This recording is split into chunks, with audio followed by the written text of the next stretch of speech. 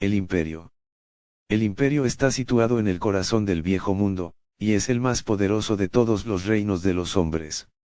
Sin embargo, es también un reino en constante convulsión, amenazado por todas partes por enemigos feroces e impíos. Se trata de una tierra de peligros omnipresentes, donde la guerra y la muerte nunca andan lejos, y aún así, pese a tanto derramamiento de sangre, esta gran nación sigue resistiendo en pie, sus cosmopolitas ciudades y poderosas fortalezas militares alzándose como recios muros de contención contra un mar de salvajismo. Descripción. El imperio es el mayor y más poderoso reino del viejo mundo. Sus vastos territorios se extienden desde las verdes praderas bretonianas en el oeste a las áridas estepas de Kislev en el este, y desde el helado mar de las Garras en el norte hasta las altas montañas negras en el sur. Es una tierra cubierta de densos bosques y rodeada de cordilleras montañosas, todas ellas infestadas de bandidos, asesinos, horribles mutantes y hambrientos monstruos. El imperio es una tierra sumida en el miedo y la ignorancia, un lugar donde los caminos forestales están plagados de vándalos, salteadores y cosas aún peores. En la campiña, las apartadas aldeas parecen islas abandonadas entre un auténtico mar de bosques amenazantes. En los pueblos más pequeños cunde la superstición. ¿Quién puede negar con seguridad que los rituales de estos lugareños no funcionan contra los peligros que acechan en la oscuridad? Incluso en el imperio, el más poderoso de los reinos del hombre, deambulan los males más insondables y terribles. Aisladas tras este traicionero telón de fondo se ocultan prósperas ciudades llenas de habilidosos artesanos y adinerados mercaderes que venden sus productos, y de bravos soldados y nobles estadistas que trabajan duro para salvaguardar el futuro del imperio. El mayor orgullo nacional sin duda son las ciudades cosmopolitas donde se pueden encontrar los mayores logros de la humanidad. Instituciones legendarias, como las universidades, las academias, el Colegio Imperial de Ingenieros y los colegios de la magia atraen a los más brillantes representantes del mundo humano para el estudio y el aprendizaje. Por otra parte, bajo esta apariencia de sofisticación el imperio es en realidad un lugar plagado de ignorancia y superstición, donde los temerosos campesinos utilizan talismanes para mantener alejada la brujería y aplacar la ira de los dioses antiguos.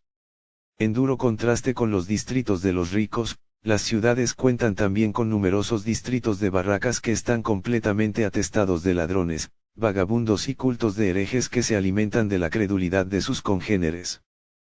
Todos y cada uno de los aspectos del comportamiento humano se dan cita en el imperio, por cada noble héroe que cruza paseando por una de sus calles, hay un criminal acechando no muy lejos, dispuesto a rajarle la garganta a cambio de unas pocas monedas. En este territorio es difícil mantener la paz durante mucho tiempo. Los orcos y los goblins lanzan ataques incesantemente desde sus montañas, mientras que los frondosos bosques en el mismo corazón del imperio acogen a los malignos hombres bestia, que surgen bajo el manto de las sombras para saquear y destruir. Al este, en las antiguas tierras de Silvanie, los muertos nunca descansan en paz, y bajo las bulliciosas capitales del reino los mezquinos Skavens se aprestan a tramar sus ataques contra la superficie. Tal vez el mayor peligro de todos sean las tribus bárbaras del norte, que adoran abiertamente a los dioses oscuros y amenazan con asaltar el sur, llevando el fuego y la muerte con su furia imparable. De este modo, el imperio se encuentra siempre inmerso en la guerra, ya sea protegiendo sus fronteras de los enemigos de siempre, reaccionando a los asaltos o combatiendo todo tipo de invasores. Los soldados del imperio se mantienen firmes hombro con hombro, formando un baluarte de coraje y acero para iluminar las tinieblas que les atenazan.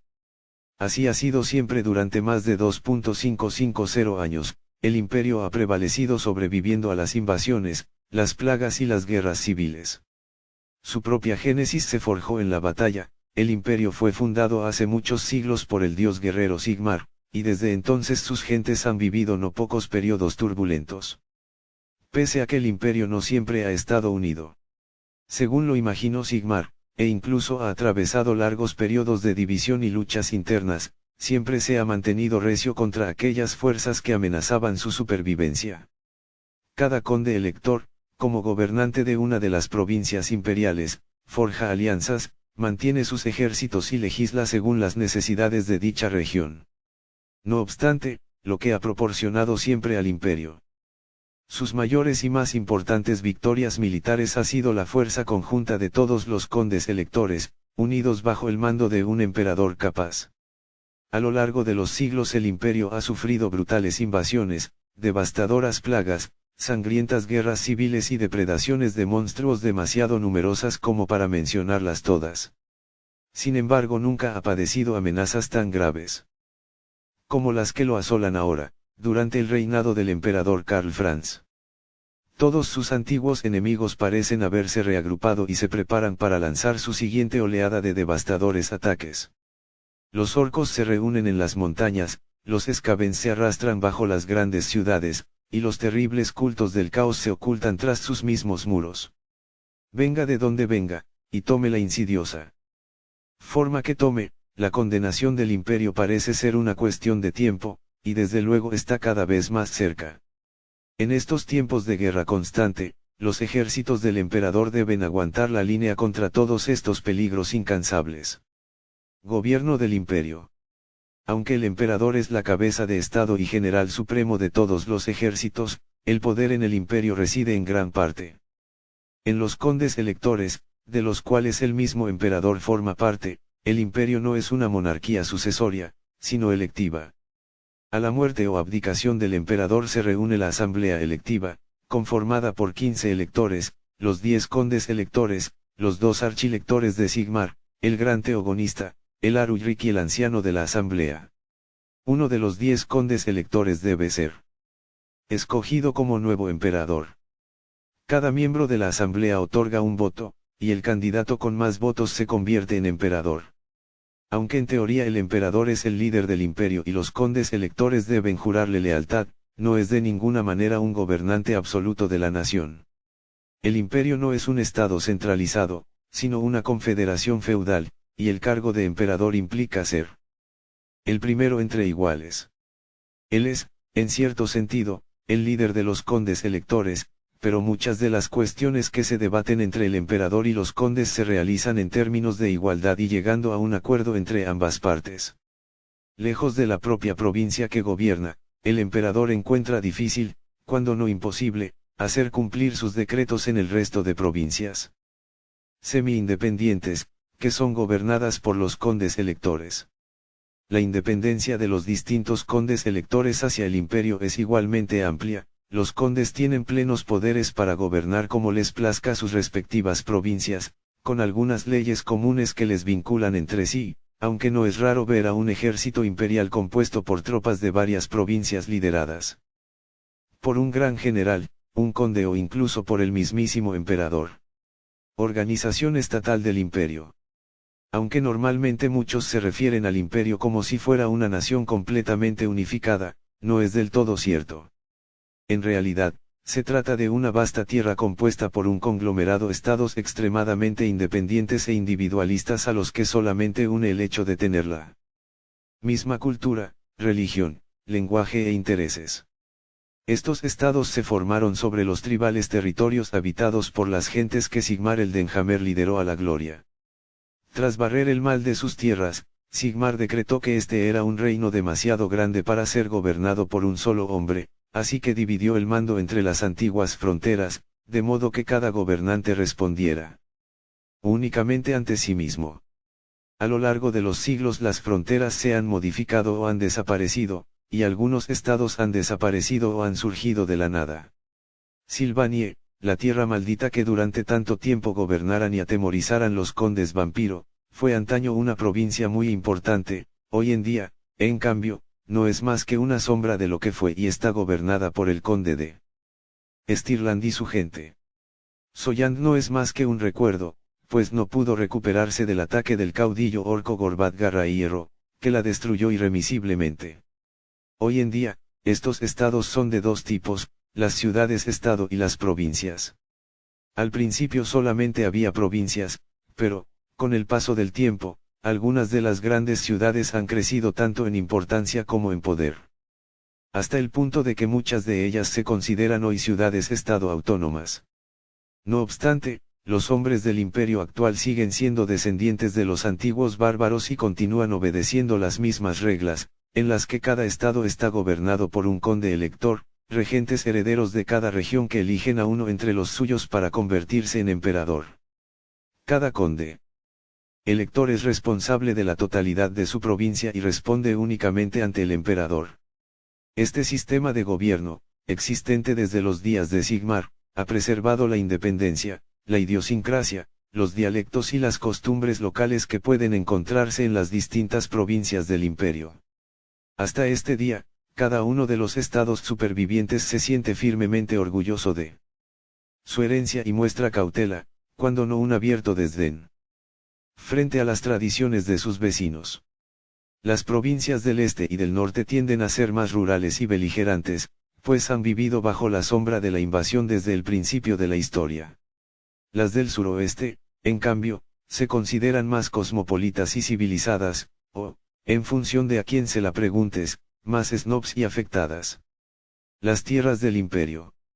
La concepción popular viejo mundana del imperio es la de inmensos y oscuros bosques rodeados por montañas impenetrables, una región en la que la humanidad y otras razas coexisten en reductos dispersos de civilización y escrutan temerosos, protegidos tras sus murallas, los peligros que les acechan en las sombras bajo los árboles.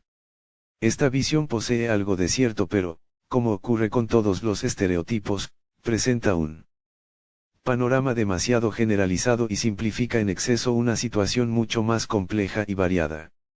El carácter individual de cada una de las provincias del imperio viene definido, en gran parte, por su paisaje. El imperio es el mayor de todos los reinos del viejo mundo.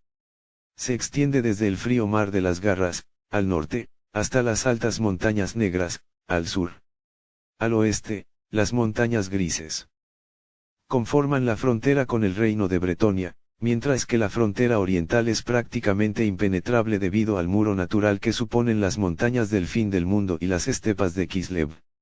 En estas tierras podemos encontrar extensos, densos y siniestros bosques que proporcionan comida y materiales de producción, y caudalosos ríos que facilitan los viajes y el comercio a larga distancia. Sin embargo, a veces la tierra parece rebelarse contra el progreso del imperio, dando cobijo a forajidos, hombres bestia, pieles verdes y monstruos de todo tipo en pasos escarpados y arboledas oscuras, estableciendo sus asentamientos aprovechando, normalmente, las ruinas de viejas torres y fortalezas élficas. Las tierras del imperio son magníficas, aunque también son muy peligrosas, debido a que la guerra y la muerte campan a sus anchas por ellas. Pese a que el peligro aguarda tanto dentro como fuera de sus fronteras, hasta el momento el imperio ha demostrado estar a la altura de dichos desafíos. Las grandes montañas. Las fabulosas barreras naturales que suponen las montañas protegen al imperio de las invasiones, aunque también acostumbran a ser nido de algunos de sus peores enemigos. El imperio está rodeado por tres cadenas montañosas, las montañas grises al oeste, las montañas negras al sur, y las montañas del fin del mundo al este. Encumbradas e imponentes, cada una de ellas tiene sus propias características y peligros únicos. Estas tres cadenas montañosas convergen al sur del imperio y dan lugar a una tierra llamada las cuevas. Estas cavernas, y los túneles que las comunican, están infestadas de orcos, goblins, skavens y horrores del caos cuya mirada siempre está puesta en el imperio. Los grandes ríos. Al estar rodeado por tierras montañosas de gran altura, el imperio es como una gigantesca cuenca por la que fluyen infinidad de torrentes. Lo que en un principio no son más que riachuelos que caen por espectaculares cascadas, acaban conviniéndose en anchos y caudalosos ríos en las llanuras del imperio. Los ríos del imperio son, sin duda, los más importantes de todo el viejo mundo y el imperio no existiría sin ellos. Son el armazón que sustenta toda la estructura. Pese a que el imperio está surcado por varias calzadas importantes, a menudo son demasiado peligrosas para el viaje, pues los bandidos, la guerra, los monstruos e incluso las inclemencias del tiempo hacen que el viaje por carretera sea más arriesgado de lo que muchos están dispuestos a afrontar. Por eso los ríos son las vías preferidas para el comercio y los viajes a largas distancias, pues es más rápido y seguro que hacerlo por los peligrosos bosques y las primitivas carreteras imperiales. Los ejércitos de campaña suelen viajar por rutas fluviales con sus provisiones bien cerca.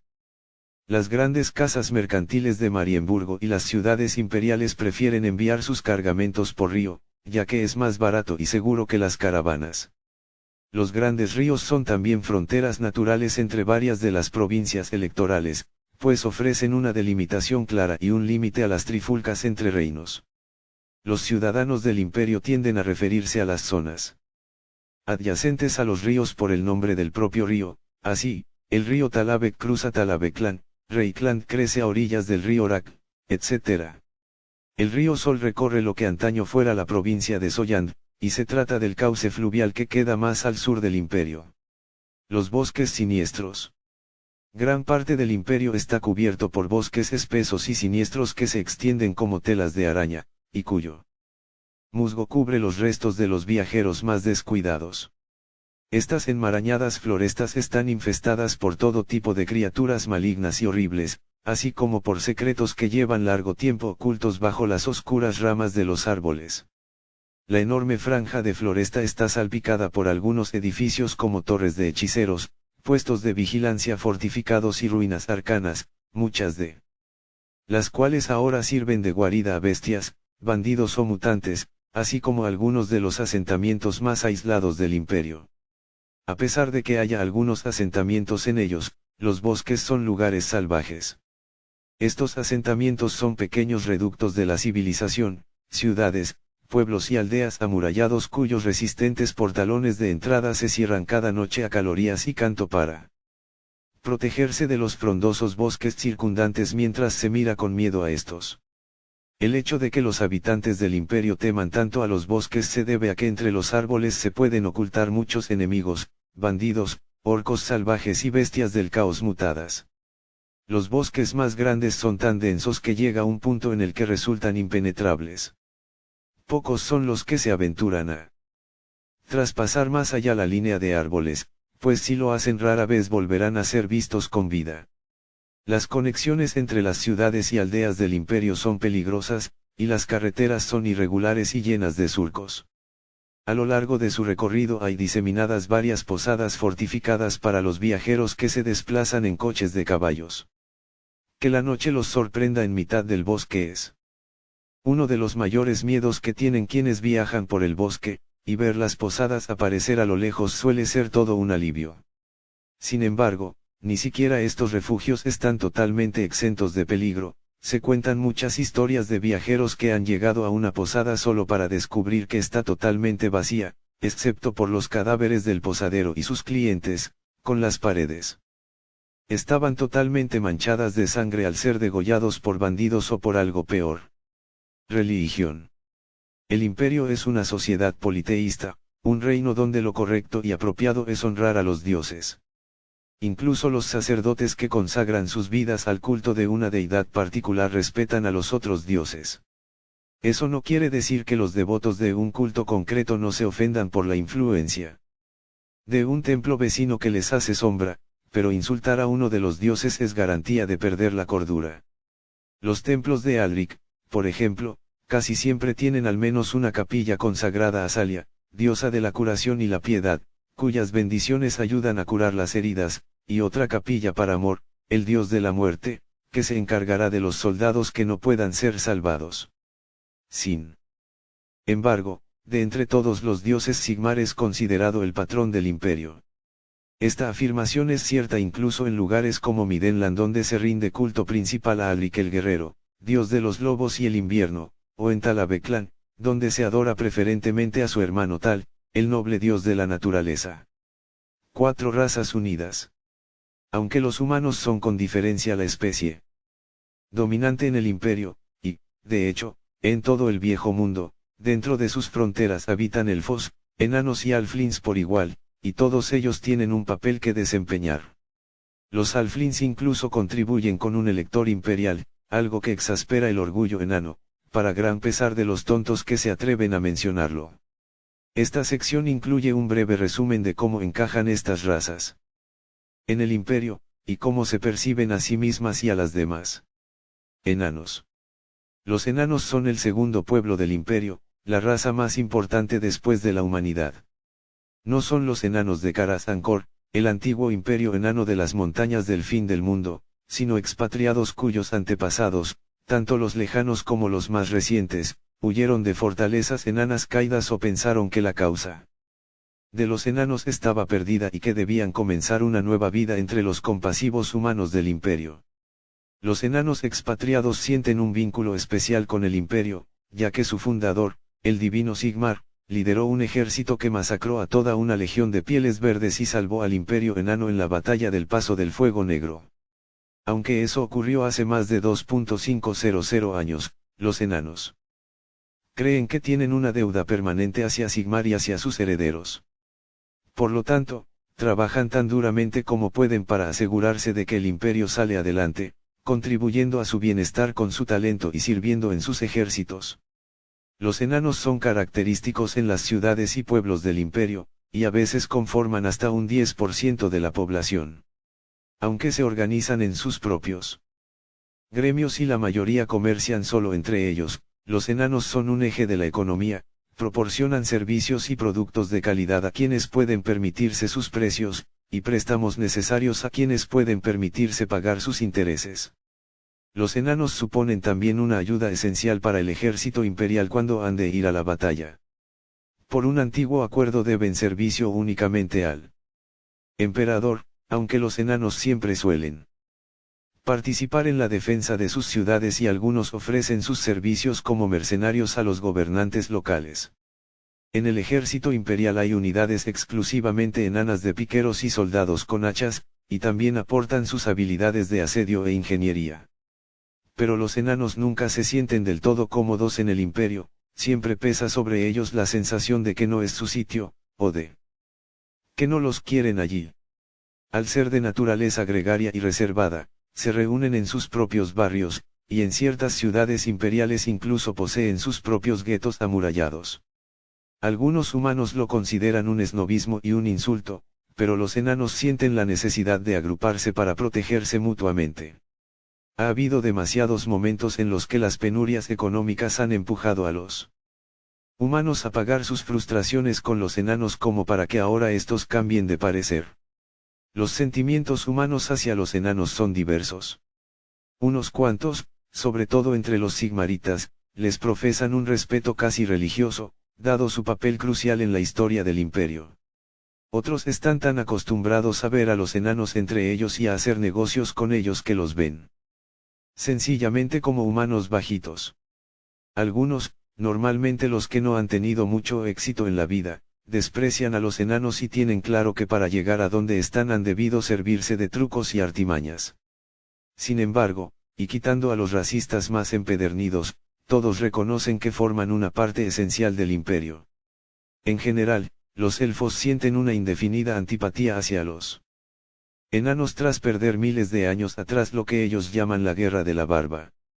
En sus viajes por el imperio, cualquier elfo silvano tomará otro camino con tal de no cruzarse con un enano. Sin embargo, si llegasen a intercambiar palabras mayores, dicho elfo no tardaría en recordar al enano que, al fin y al cabo, los de su raza no son más que refugiados que viven de la amabilidad de los humanos. Los halflings no consideran a los enanos muy distintos a los humanos, pues sus interacciones con ellos suelen ser idénticas, socios comerciales, patrones y, para aquellos con tendencias canallescas, víctimas. Muchos también creen que los enanos del imperio no les demuestran el respeto que merecen, después de todo, el único elector no humano es un halfling. Elfos. A diferencia de las otras tres razas, los elfos no se ven a sí mismos como parte del imperio, ya vivían en sus bosques y campos mucho antes de que estas tribus bárbaras llegasen del este, y mucho antes incluso de que los enanos salieran de sus montañas para comerciar y guerrear. Cuando sus congéneres de Ultuan abandonaron la lucha, los elfos decidieron quedarse a defender su amado Laurelorn. Han protegido el bosque y evitado que se profanase su corazón contra enanos, orcos, humanos e incluso elfos oscuros. Los gobernadores humanos de Nordland y Midenland reivindican su bosque, pero han aprendido a base de caras lecciones a pensárselo 2 veces antes de ejercer dichas reivindicaciones. Incluso para poder cazar bajo las copas de sus árboles se ha de solicitar permiso a estos maestros exploradores antes de disparar. Siquiera contra un conejo. Al menos, eso es lo que el orgullo y la sensación de grandeza perdida han llevado a creer a los elfos Sylvanos. Sin embargo, tras esta fachada altanera y frívola, los elfos Sylvanos del Laurelorn saben que están dentro del imperio, y que es con el imperio con quien deben tratar. En sus corazones y sus mentes, durante apacibles momentos de meditación, saben que son un pueblo moribundo y que necesitan de la protección del imperio y de su numeroso colectivo de hombres.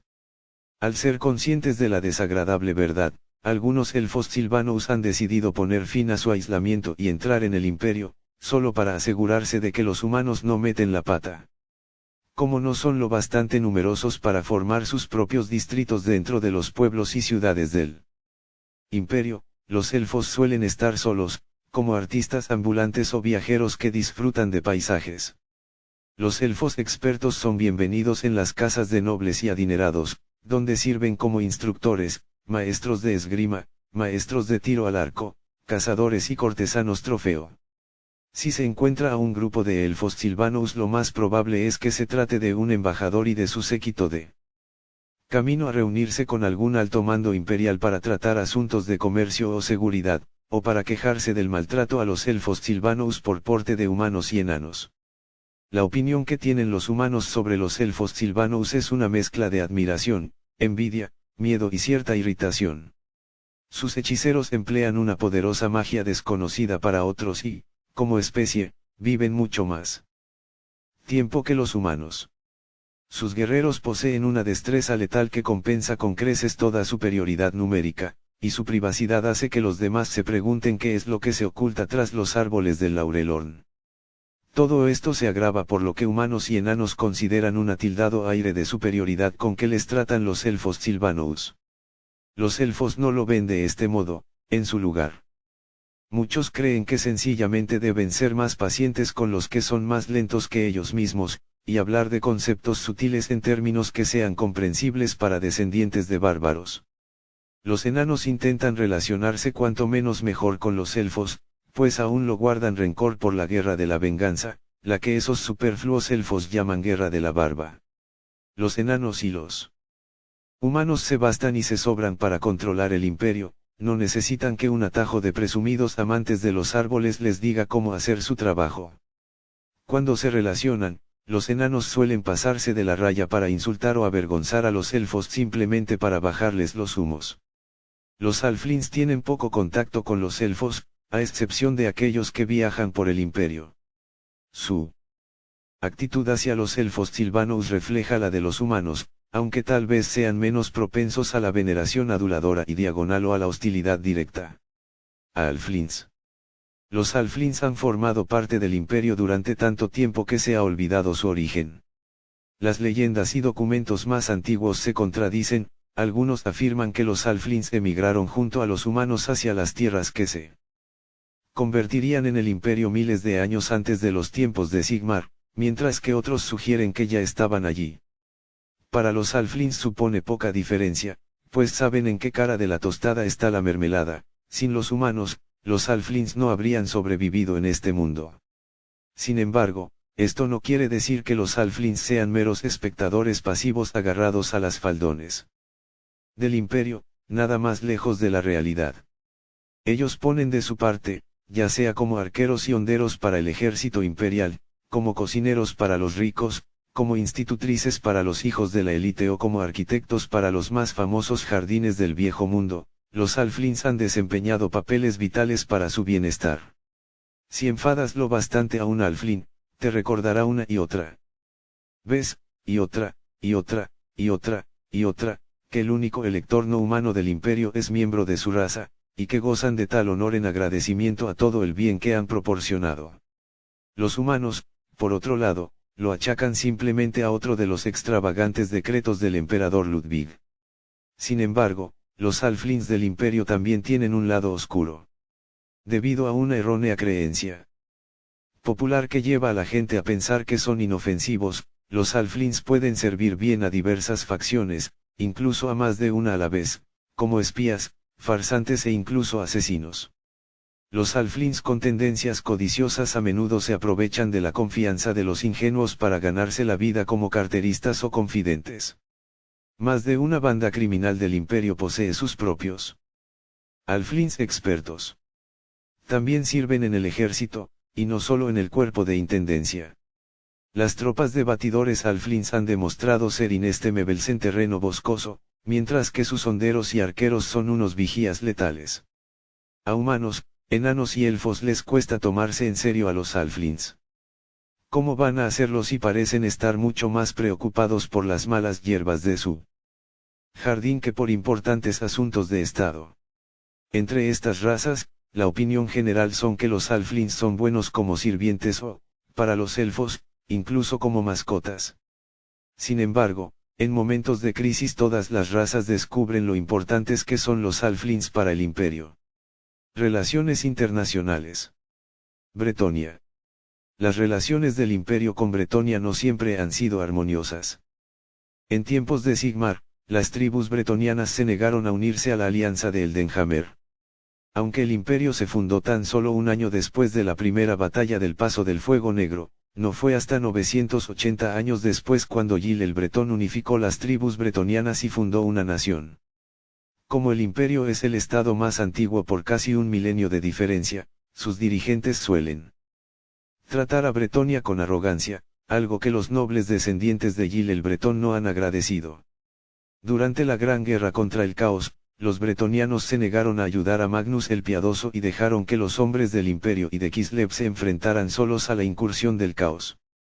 Cuando el emperador Karl Franz reunió al cónclave de la luz, muchos nobles imperiales esperaban que Bretonia ignorase de nuevo la llamada. Sin embargo, el rey Lowen Leoncoe reconoció la amenaza que representaba Archaon para todo el viejo mundo. Si Kislev y el imperio caían, sabía que solo sería cuestión de tiempo que Bretonia fuera atacada. Para evitar este destino, declaró una guerra de caballeros nobles y llamó a filas a sus caballeros, escuderos y hombres de armas. El rey Leoncoe lideró a su ejército hacia el imperio, y la sangre y el acero bretonianos contribuyeron a sofocar la invasión del Caos. Karl Franz no ha olvidado esta inestimable ayuda, por lo que actualmente las relaciones entre ambas naciones son mejores que nunca. Kislev. Kislev ha sufrido tremendamente durante la guerra por la destrucción de muchas de sus poblaciones y las tierras situadas entre ella y el imperio. A pesar de todo, recuerdan su antigua alianza con el imperio y cómo éste, bajo el liderazgo de Magnus el Piadoso, acudió en su ayuda en el pasado. En consecuencia, la zarina Katarín envió al joven boyardo de Erengrado, Alexei Makarev, al mando de un ejército para ayudar a la resistencia de Ostland y Midenland. El emperador Karl Franz, conmovido por la lealtad de Kislev, ha jurado hacer todo lo posible por ayudarles. Pero no todos en el imperio profesan buena voluntad a Kislev. El conde elector de Talabeclan todavía recuerda las antiguas reivindicaciones de su provincia sobre grandes extensiones de Kislev. Tras la aparente recesión de la amenaza de Archaon y el debilitamiento de sus rivales de Ostland, en los pasillos del poder se rumorea que está planeando volver a presionar con estas reivindicaciones, por la fuerza si fuera necesario. El comercio entre Kislev y el imperio transcurría principalmente a través del río Talabek, pero ha decaído mucho desde el inicio de la guerra, lo que ha provocado escasez y subida de los precios en algunos artículos de primera necesidad, incluido el vodka de importación tan solicitado por los ricos y la clase media. Y lo que es más importante, por el río ha llegado una avalancha de refugiados del este, que ahora se hacinan en barrios de chabolas en los pueblos orientales de Talabeclan y en Talabeim. En algunas zonas ya se han producido altercados entre los lugareños y los recién llegados. Tilea. Alejadas de las preocupaciones inmediatas de la guerra, las arcanas ciudades-estado prosiguen sus dichosas costumbres de discutir, luchar y comerciar entre sí, cuando no están discutiendo, luchando o comerciando con los estalianos o los árabes. Aunque una vez hace mucho tiempo, durante el reinado del emperador Guntar II el Fiel, el imperio gobernaba sobre gran parte del norte de Tilea, El contacto entre ambos reinos se reduce ahora al comercio con los habitantes de Marienburgo, aunque algunas casas mercantiles tileanas, en especial las de Miragliano y Remes, han aprovechado el reciente descubrimiento del río de los Ecos que va desde el norte de Tilea hasta Wissenland para establecer sucursales comerciales en Nuln, Feildorf y otros pueblos del sur. Esperan utilizarla como una ruta segura para evitar Marienburgo y reducir costes, ya que los pasos de las montañas suelen estar bloqueados por las nevadas. Con la llegada de la guerra ha aumentado su influencia última en asuntos militares. Los mercenarios tileanos, en concreto sus ballesteros y piqueros, eran una visión habitual en el imperio, pero los nobles del sur y el oeste cada vez con mayor frecuencia se conceden puestos influyentes a los sacerdotes y sacerdotisas de Mirmidia como consejeros o incluso líderes de batalla. Debilitado por la lucha contra Archaón, el culto de Alric ha encajado receloso este desafío a su influencia. Otros.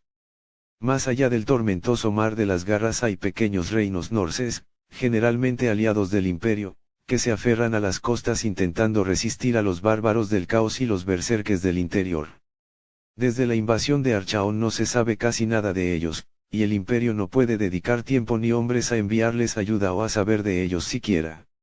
Al sur y suroeste del imperio, las tierras de los reinos fronterizos llevan mucho tiempo siendo tanto una espina clavada en su costado como una válvula de escape para sus descontentos.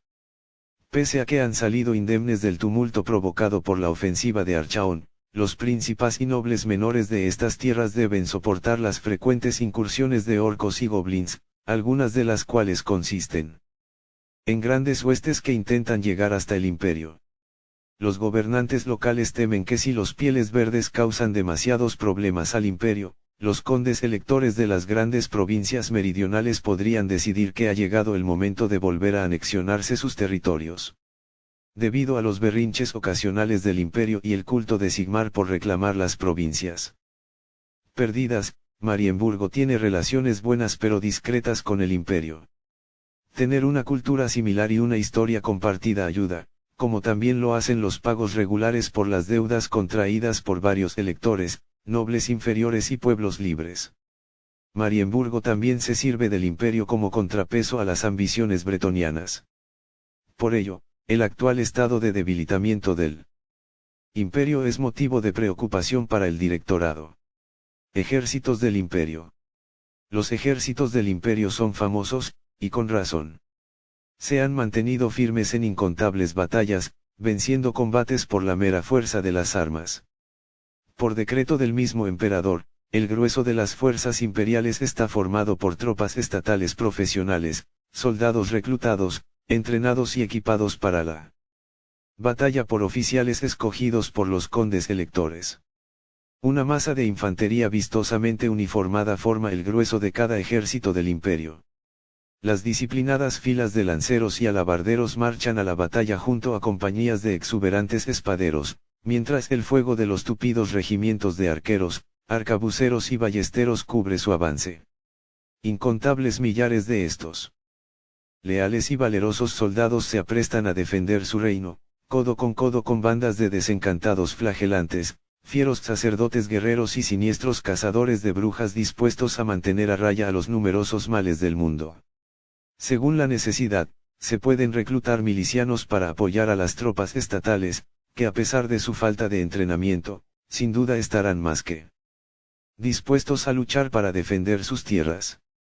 Adicionalmente, muchos comandantes pueden convocar hermandades militares de élite para que les ayuden en el combate. Los jóvenes aspirantes de la nobleza forman las unidades de herreruelos, mientras que los soldados de infantería que más destacan son promocionados a los formidables regimientos de grandes espaderos.